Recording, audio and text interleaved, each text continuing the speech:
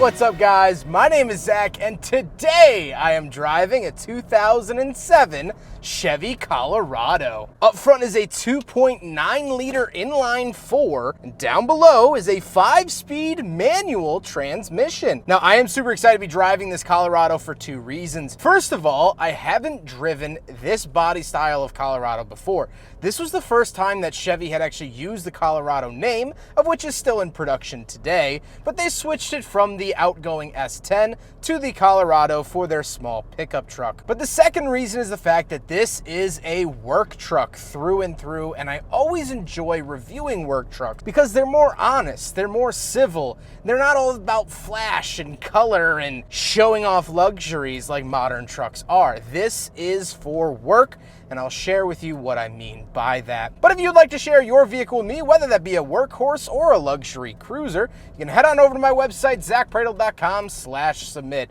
It's a quick and easy submission form, takes under a minute to fill out, and I come out to you. But let's get back to that 4-cylinder under the hood. Well, for 2007, this was actually a facelift year for the Colorado. They actually switched it from the 2.8 liter up to the 2.9. The reason for that is the 2.8 liter wasn't super great, it wasn't super reliable, and had some head issues, so they swapped it out for this, the 2.9.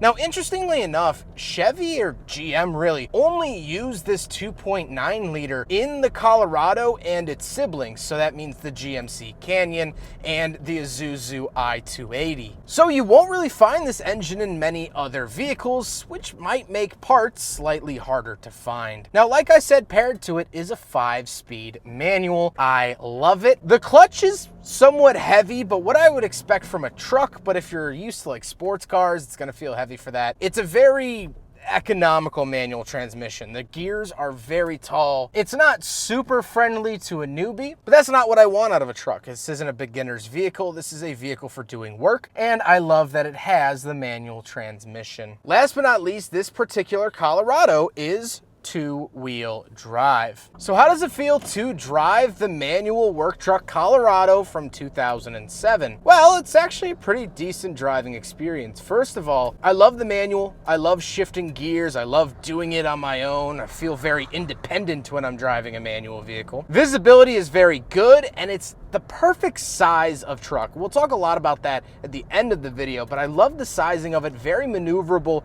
here in the suburbs, and I don't have a worry in the world. It does ride pretty harsh, however, it's a pickup truck. What do you expect? With that stuff out of the way, let's talk about the interior. Well, in front of me, I have 4 gauges. Off to the left is my tachometer, then I get my fuel and coolant temperature, and off to the right is my speedometer. I do get a little digital readout, of course, for the odometer. The steering wheel doesn't have any forward-facing buttons on it, nor does it have any buttons around the back, because I don't even get cruise control. I get nothing of the sort. I get a horn and my own wits. And that's it. Off to the left, I have a climate control vent, headlight switches, gauge dimmer switches, and fog lights, as well as the cargo light. And moving on to the door, we just have the latch to get in and out and the manual crank for the window. Moving into the center, we have 2 climate control vents along with the hazard switch, our lights for the passenger airbag on and off, and then our radio. Since every radio from the mid-2000s doesn't keep up with modern tech, you have to swap that out, so this is an aftermarket unit.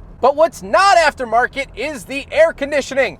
This is a work truck with air conditioning, and if that ain't the most beautiful thing on God's green earth, I don't know what is. Driving a work truck, being out on the work site, and having air conditioning, my brother, it is like flying. This is what it feels like to have a work truck with air conditioning. It's just so beautiful. So, love to see that and love to be enjoying that here in the Colorado. Moving down the center console, we do have 2 12-volt outlets way below the climate controls.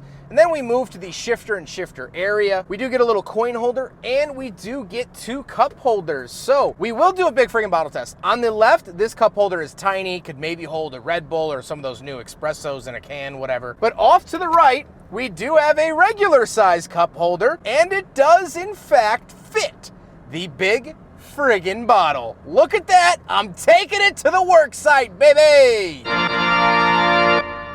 Then we have the tall, large and in charge shifter. It's very, very long throws. It looks very basic economy. This wasn't meant to be, you know, a drag strip ripper. This is a work truck, as I've said probably 13 times already, and the shifter most certainly reflects that. Moving on to the seats are very, very basic. There is a center seat, kinda. I wouldn't want to sit there if it were me, but it does have seats. The seats are holding me within the chassis. I'm not falling through the floor, nor falling out of the vehicle when I accelerate. So that's what seats are meant to do, and that's about all that they do. However, we don't have any back seats, but we do have the bed, so let's hop out and we'll talk about that real quick.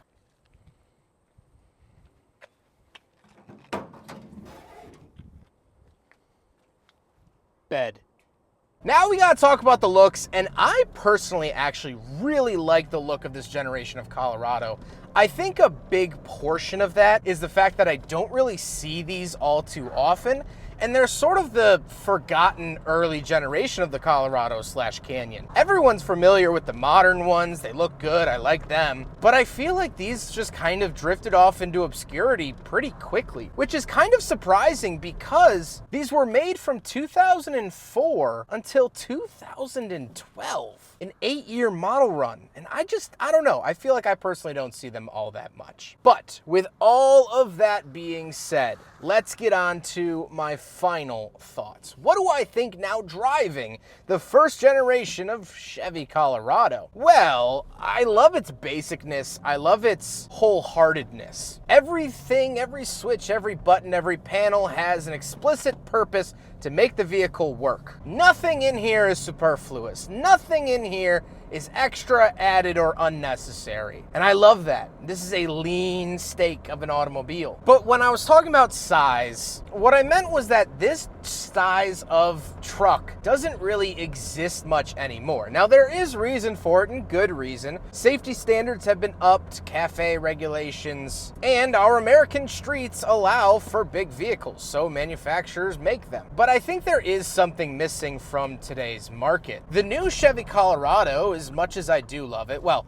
I say new, this is the second gen, they're actually now on to the third gen, but I haven't filmed a third gen yet. The second gen Colorado was great. It is great, it's a good truck, but it's big. It's the size of what 1500s used to be back in the 90s. They've grown exponentially. This still feels like a Chevy S10. This still feels small and nimble, and I could own it while living in an apartment complex, not require 18 parking registration stickers down the side because I'm taking up 2 or more spots. It's friendly, honest, and humble, and that's what I miss about this style or this class of truck. There's no ego with this truck. Never once have I seen a first generation Chevy Colorado and thought, oh, that guy's trying to prove something. No, I honestly think, oh, that guy probably has a construction job or a plumber job or some need for a pickup truck. All the power to him. I hope it's helpful. And so maybe that's why I don't see many of these anymore. Maybe they're not making a statement, which is worse than making a bad statement. At least people who make bad statements get talked about. Because this is so indifferent to world and society around it, oh, it doesn't get brought up in conversation. And I think that's a shame. I think this is a very good, not so rusty,